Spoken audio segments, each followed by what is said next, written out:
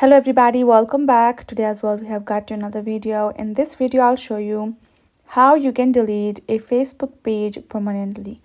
But before that, please do make sure to like our video, subscribe our channel, and yes, without any further delay, let's get started.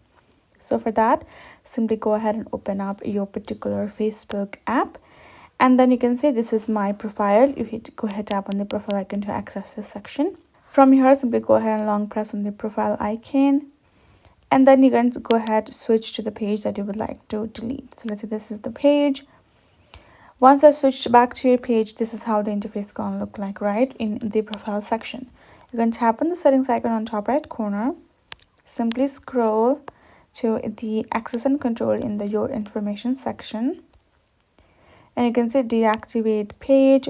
This is temporary, and delete page. So you're going to switch to that, tap on continue. Now choose a reason for that. Let's say this is the reason. Tap on continue again, and you will find the again what you want to do. You want to download the information, go ahead do that. Tap on continue again, then go ahead enter the password of the page.